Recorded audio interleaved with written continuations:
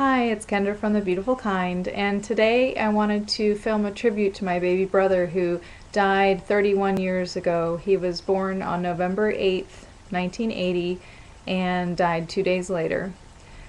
I was just a little kid at the time, and my mother was always pretty odd, but when that happened, she totally went off the deep end then, and a part of her definitely died on that day 31 years ago, and she's never been the same since. So I don't know if you know of any other mothers who have lost a child, but I certainly didn't understand it at the time. We had him buried out at a little country cemetery, and there was an outhouse there, and right after the funeral and they buried his little white coffin, my mom went into the outhouse and overdosed, and she tried killing herself a few times after that. And I remember thinking how selfish she was when she had all these other kids to take care of. I just didn't understand at the time.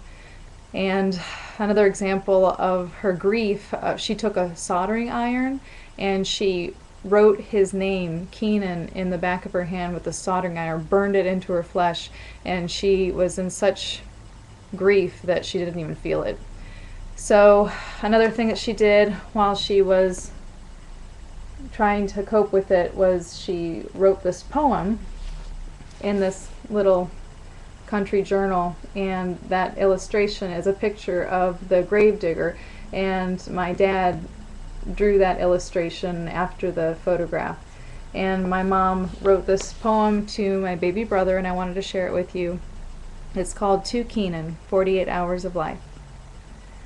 O digger of graves, dig deep enough to find the end of grief. O digger of graves, dig swiftly enough, for his time on earth was brief.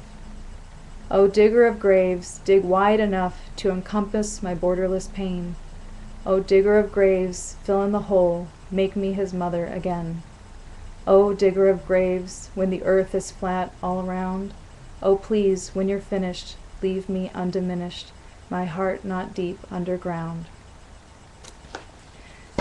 I can't imagine what it's like to lose a child, and even though he was just a little 28-week-old, one of those red paper thin skinned little babies with a head the size of a softball, I think about it and I just feel so bad for all the moms, including my mom, that went through that sort of thing. And I just wanted to take a moment to say this little thing for my brother, and I hope everyone is appreciating what they have, and